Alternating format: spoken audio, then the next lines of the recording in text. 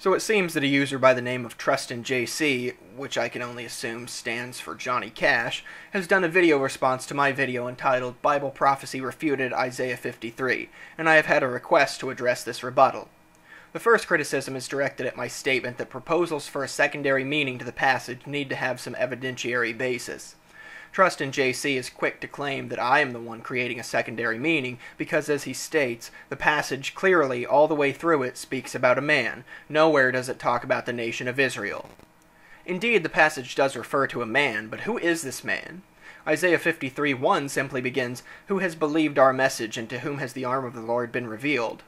From this cryptic beginning, it is clear that we need to look to the preceding passages for context, and TrustinJC has the right idea by going back to Isaiah 52. However, a few crucial details are missed in his examination. Looking back to 52:13 through 15 only reveals part of the context. If we look back on Isaiah 52 as a whole, we find a message of encouragement to Israel, to trust in God and not lose hope. Israel is described as taken away for nothing by the Assyrians, who mock them and constantly blaspheme their God.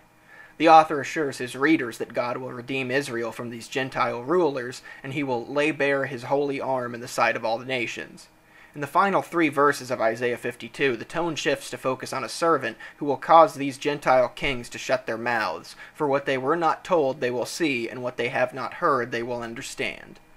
The hour in Isaiah 53:1 refers to the Gentile kings who were made to see and understand the deliverance of Israel.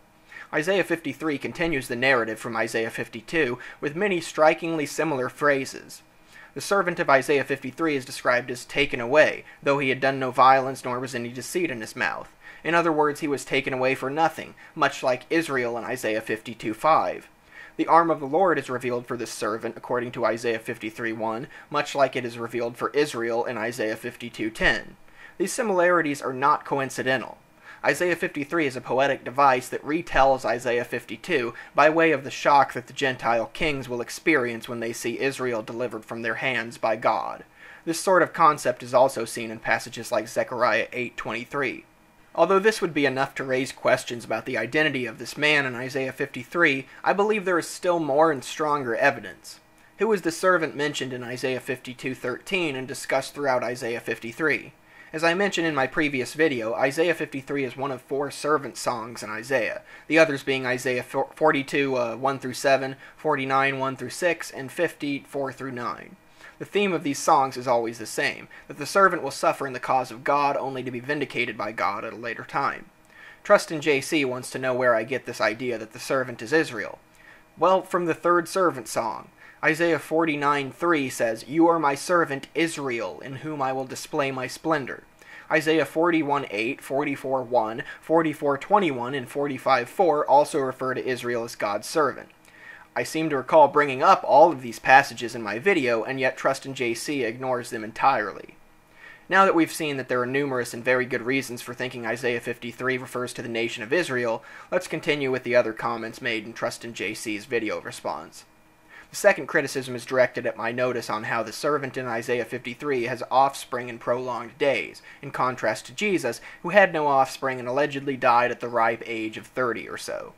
TrustinJC points to Isaiah 53:8, which says that by oppression and judgment he was taken away, and who can speak of his descendants, for he was cut off from the land of the living, for the transgression of my people he was stricken. This verse precedes the one I refer to, which is Isaiah 53:10. Nothing in 53:8 suggests that the servant is childless or dies at a young age. It merely says, who can speak of his descendants, and that he was cut off from the land of the living. Because the later verse then says he will see his offspring and prolong his days, we seem to learn that the persistent suffering of the servant will end in reward, after things appear the bleakest. TrustinJC also points out the phrase, "for the transgression of my people," which he claims would not make sense if Israel is the subject. The problem with this is that the subject is not the same as the speaker in Isaiah 53. Like I previously explained, the Gentile kings are the ones doing the talking in Isaiah 53, so my people actually refers to the Gentile nations, not Israel. Once again, let's look back to Isaiah 52:10, where it says that for Israel God will lay bare his holy arm in the sight of all the nations. This is exactly what Isaiah 53 is emphasizing. For his next criticism, TrustinJC argues against my point that Isaiah 53:11 does not fit the Christian message of salvation. The passage states that by his knowledge my righteous servant will justify many. Other translations say by knowledge of him. But the thing that TrustinJC glosses over without providing any evidence for is that the Christian religion teaches that faith is the way to salvation, not knowledge. Surely he will agree that simply knowing of Jesus is not enough to make one saved. It is not knowing about Jesus that saves people, nor is it the teachings of Jesus that save people, but it is having faith in his identity as the Son of God and having faith in his action of paying the price for sin on the cross. Knowledge doesn't enter into either of these in any clear sense, and then there are verses like James 2:24 that seem to indicate that faith must be accompanied by works if one is to be saved. In his next criticism, TrustinJC offers up Isaiah 53:9 as a supposed contradiction to Israel as a servant. He asks how Israel could possibly have been assigned a grave with the rich. Verse 9 begins by talking of how the servant is assigned a grave with the wicked, so I would argue that the comment about sharing a grave with the rich is intended to be negative. To be assigned a grave with the wicked and the rich would have been an insult for a people concerned with piety and humility. This talk of death and burial is metaphor which has been used for Israel before in passages like Ezekiel 37:11-14. TrustinJC also claims that Israel was indeed guilty of deceit historically, which is true. However, Isaiah 53:9 is communicating that the servant was not guilty of any wrongdoing against the Gentile nations that had oppressed and subjugated him, not necessarily that the servant was perfectly sinless for all time. TrustinJC also implies that there was no one sinless in Israel's history prior to Jesus, but I think Job 1:1 begs to disagree. TrustinJC finishes up his video by asking for instances in the Bible where Israel is referred to as a man. As I already pointed out, the servant of the third song in Isaiah is directly addressed as Israel, meaning that this is one example of Israel being referred to as a man. Hosea 11:1 is further evidence, stating that when Israel was a child, I loved him. And in Exodus 4:22, God calls Israel his firstborn son.